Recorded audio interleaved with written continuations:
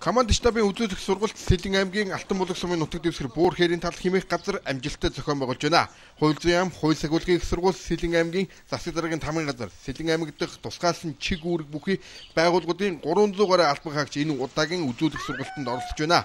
Сэлэн аймаг дахь тусгай чиг үүрэг бүхий байгууллагуудыг 5 дугаар сарын 11-ний өглөөний 5 цагт албаны бэлэн байдлаар ажиллуулж заасан Арионд цуглах дохио өгснөөр команд штабын сургуулийн үйл ажиллагаа эхэллээ. Дуусах үйл ажиллагааг албан ёсоор команд штабын сургуулийн удирдагч хууль сахиулгын сургуулийн захирал нээсэн. Команд штабын сургалтын явцад гарсан алдаа, сургамж, туршлага нь салбарын шинжилэл, түншлэн хууль сахиулах байгууллагын эрх зүйн зохицуулалтын орчин боловсруулахад бодиттой хөв нэмрээр болно гэдэгт найдаж байна. Команд штабын сургалтанд оролцогч та бүхэнд амжилт хүсч Сэлэн 2016 команд штабын сургалтын үйл ажиллагаа нээснийг мэдэгдэе. Сэлэн аймгийн хувьд Монгол орны хөлийн бүс нутаг мөн хөлийн 2 бомбд үйл ажиллагаа явуулдаг. Тэр зүйднээс хөлийн бомбтор зорчигчдын тоо эрс нэмэгдэж хил дамсан хулгай ихсээр байгаажээ. Команд штабын сургуулийг зохион байгуулсаар онцгой нөхцөл байдал үүссэн үед тухайн орон нутгийн тусгай чиг үүрэг бүхий байгууллагууд хэрхэн хамтарч ажиллах талаар нэлээд дадлаг дуршлаг болно гэж зохион байгуулагчдын зүгээс дүгнэлээ. Команд штабын сургуулийг 3 үе шаттай зохион байгуулж байгаа. Тухайлбал өдөртөгчийн зүгээс оролцогч байгууллагуудад тухайн хариуцах чиглэлийн дагуу тактикийн дагалгавар өгч бодлтыг гүйцэтгүүлсэн. Мөн байгууллагуудын зүгээс өгөгдсөн даалгаврын хүрээнд болон өөрсдийн онцлогийг харуулсан үзүүлэх тоглолтыг сонирхууллаа. Сэлэн аймаг бол өөрөө бас манай хөлийн бомбд ийм газар байгаа хөлгөдлгөн ихтэй.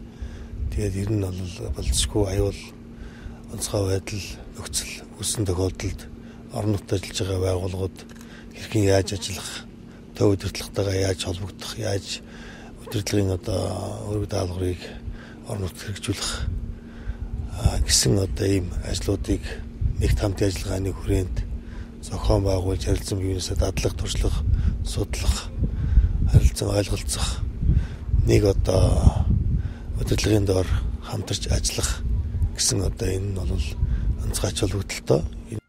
Команд штабын сургуулийг зохион байгуулснаар онцгой нөхцөл байдал үүссэн үед тухайн орон нутгийн тусгай чиг үүрэг бүхий байгууллагууд хэрхэн хамтарч ажиллан тодорхой шийдвэр гаргах талаар дадлаг дуршлагыг олж авахын зэрэгцээ онцгой нөхцөл байдал үүссэн үед тухайн байгууллага өдөртөн ажиллах ур чадвартай боловсрол хүчнийг бэлтгэх хууль сахиулах байгууллагуудын эрх зүйн орчин боловсролгүй болгоход ач холбогдолтой юм байна.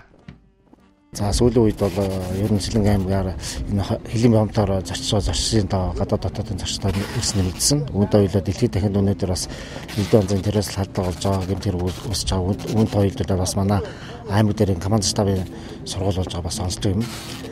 За манай команд штабын сургууль бол аймгийн хөлийн зэрэг 2 анги, за цагдаагийн газар шүүхийн шийдвэр гүйцэтгэх алба гэх мэт 7 байгууллага оролцож байгаа.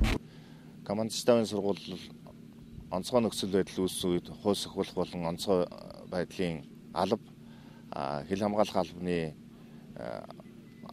албан хаагчдын харилцан хамтын ажиллагаа сэдвийн хүрээнд зохион байгуулагдж байна. За энэ команд штабын сургуулийг зохион байгуулах Монгол Улсын хууль зүйн сайдын 2016 оны 4 сарын 15-ны өдрийн тушаал гарсан. За энэ тушаалын дагуу хууль сахиулах болон онцгой байдлын байгууллага хөлийн зэргийн байгууллагын бэлтгэл ажил хийгдэж өнөөдөр хууль сахиулах чиг үүрэгтэй онцгой нөхцөл байдал үүссэн үед ажиллах тусгаалсан чиг үүрэгтэй байгууллагууд хэрхэн ажиллах вэ гэдэг онол практикийн мэдлэгээ улам баттгаж албаны бэлэн байдлыг шалгаж команд штабын сургууль зохион байгуулж байна. Команд штабын сургуулийг зохион байгуулснаар онцгой нөхцөл байдал үүссэн үед тухайн орон нутгийн тусгай чиг үүрэг бүхий байгууллагууд хэрхэн хамтарч ажиллан тодорхой шийдвэр гаргах талаар дадлаг дуршлагыг олж авахын зэрэгцээ онцгой нөхцөл байдал үүссэн үед тухайн байгууллага хэрхэн өдөртөн ажиллах ур чадвартай боловсон хүчнийг бэлтгэх хууль сахиулах байгууллагын эрх зүйн орчин боловсронгүй болоход чухал ач холбогдолтой юм байна.